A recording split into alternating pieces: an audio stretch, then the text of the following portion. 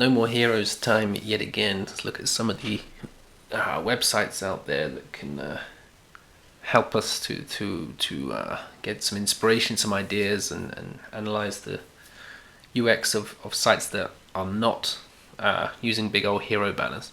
And conversely, I want to today look at Disney Plus, the obviously massively globally used, incredibly successful site, and how it's actually the opposite of that situation. Like, it has such an opportunity to do something that's so innovative and so cool, but also must have such a big team working on it that they could really do some innovative, cool, and original things. I remember the first time using this application of thinking how kind of lame or kind of predictable it was. It's basically a largely a copy of Netflix, in which they just give you rows of information and just try and target, recommendations and lists and things like that. But it kind of falls down straight away in that sense, because Disney, like, straight away, if you come to this homepage, kind of monochromatic kind of menu bar across the top, and then this kind of section here in which they're saying that there's all the Disney stuff, the Pixar stuff, the Marvel stuff, Star Wars stuff. These are such distinct franchises that, like, it's most likely young people are going to be going for the Disney Pixar stuff, then it's kind of older people might be going for the Marvel Star Wars, and then a completely different group of people going for the National Geographic stuff. So straight away your site's trying to do lots of different things and target lots of different audiences, and it kind of then, as you scroll down, just sort of continues trying to just ping random things at you. So a lot of the site feels like it's never really going to feel very specific to you. With Netflix, I think it sort of starts to work out over time what types of films you like or TV series, and tries to come up with suggestions to improve. Whereas here it will just keep kind of flinging everything at you, and it never quite tailors. With Disney, I suppose it's going to be largely tailored towards children, and you'd expect that it would think a lot about children kind of find their particular niche or thing they like, and then they really just want to watch it over and over, and parents would want to be able to find a button they can just say, just give me that thing over and over. But it kind of continually pushes its new stuff, and it continually pushes varieties of stuff that, again, you're never really going to click. So it's sort of trying to constantly offer you this wide menu. Strange thing also, just for what is such a big site, and again would have had such a big team, are just some really straightforward UX issues. It's like when you finish watching something, at the end it will just recommend something you should watch instead, and then you've got the option to play it or see details, which you'd assume is details about this thing, and that's it. If you want to get back to the homepage, or you want to go to your own list or something, there's no clear way to do so. They've hidden the menu, so the only straightforward way is to then jump into the navigation bar and work your way back there manually. What a massive oversight. You go to the movie section, you scroll down, and then you change category. It never resets you to the top. It just leaves you where your scroll position was, so you've got to kind of scroll back up on your own. These are really straightforward things that QA would catch, and it seems very sloppily, like, rushed out product that's got all kinds of little glitches and annoyances on it. And that's without addressing, like, casting and those issues that everyone has actually playing the content.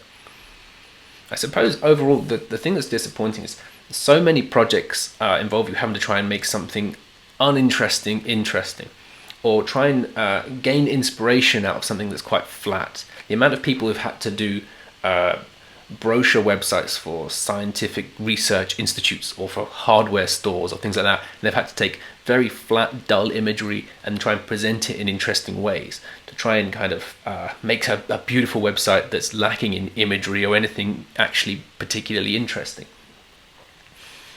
Here you've got Disney, something that is a massive legacy of all variety of amazing imagery and video, all these interesting characters and stories. You could make something that's so creative, so imaginative. You could make something that's full of Easter eggs and funny things that users would really just enjoy using this website because if they would keep coming into contact with fun things they enjoy it. Instead, it really feels like a kind of off-the-shelf boilerplate app, which has got kind of listings which you can click and you can stream. And I guess there'll be no difficulty for them in making this site incredibly profitable. But it's one of those frustrating things, and that getting a gig like designing a Disney streaming application would be like a dream opportunity for, like, coming up with new ways of doing layouts, the ways you can make it theme and adjust, the way you could use all kinds of cool transitions to make it child friendly, to make it parent friendly. to make it kind of fluid, to switch between things, but also to start to really tailor your interest and build it as your own application. And instead it's incredibly lacking. Again, we're kind of not dealing with the dev side so much as more the UI and the design side, but for what it's worth, it's dreadfully non-performant. You've got some, still going, 19, 20 megabytes of resources. I guess obviously it's image heavy, you've got these big banners and things, but nothing's lazy loaded. It will just begin by loading up hundreds and hundreds of images. I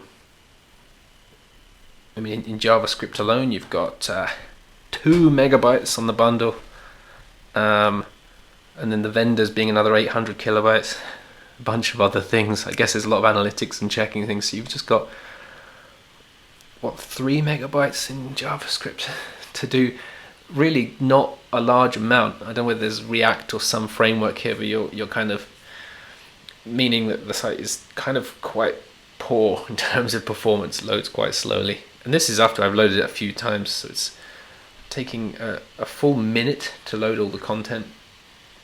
Again, I guess because it's an internal application, you're logged in, this isn't going to affect the SEO, and they kind of feel like at this point they've got your money. But it's quite disappointing, again, that you kind of look to these big companies to see how they do things, and generally the answer is not well. But beyond that, yeah, I think that just simple things. I mean, headings, icons, everything about it just feels very stock and very dull. There's a lack of imagination, and there's nothing as interesting as the actual products that you can. There's nothing as interesting as the actual content you can view. I guess that's the idea. You become like a dull grey canvas on which to just present these lovely visual things. But yeah, the overall experience is just a site you put up with to get to the thing you need. And it seems underwhelming. But anyway, that's my view. I find that useful sometimes, is to look at what things you don't enjoy or what things you don't think are useful in websites, because again, it can help you frame your own perspectives on what makes things good and useful, or thinking about how you would improve something yourself. If you've used it, let me know your thoughts or anything you think is good or bad. But that's your lot. Thanks a lot.